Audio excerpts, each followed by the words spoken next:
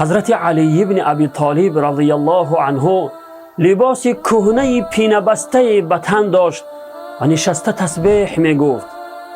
ابو مریم که برده آزاد شده بود پیش او آمد و با یک فروتنی و شکست حالی روبرویش زانو زد و به آرامی پرسید: ای امیر المؤمنین، من از شما درخواست دارم. حضرت علی رضی الله عنه فرمودند: درخواستت چیست ای ابو مریم؟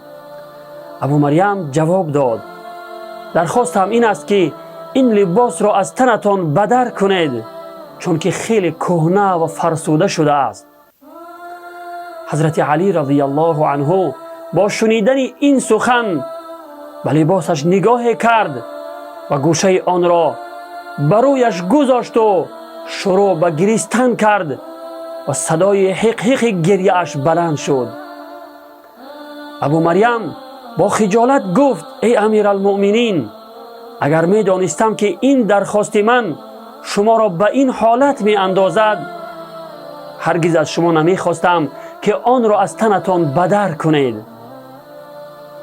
حضرت علی رضی الله عنه وقتی که گریهش فرو نشست، در حالی که اشکهایش را پاک می کرد فرمود: ای ابو مریم، من روز به روز علاقه بیشتری به این لباس پیدا می کنم و بیشتر و بیشتر آن را دوست می دارم.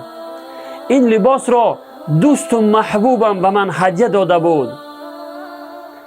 ابو مریم با تعجب گفت: کدام دوست شما ای امیر المؤمنین؟ حضرت علی رضی الله عنه در جواب فرمودند: عمر ابن خطاب رضی الله عنه. عمر در راه خدا خلوص داشت و صادق و بی‌ریا بود. خداوند به وی پاداش داد. حضرت علی رضی الله عنه این سخنان را گفت و دوباره به گریستن شروع کرد و چنان گریست که حتی صدای گریه‌اش از دور شنیده می شد.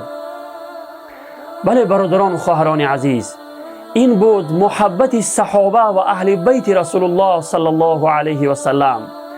خداوند از همه صحابه و اهل بیت رسول الله صلی الله علیه و سلم راضی باد. یادمان باشد که کیش ما چه بود، آتش و آتش پرستی در سجود.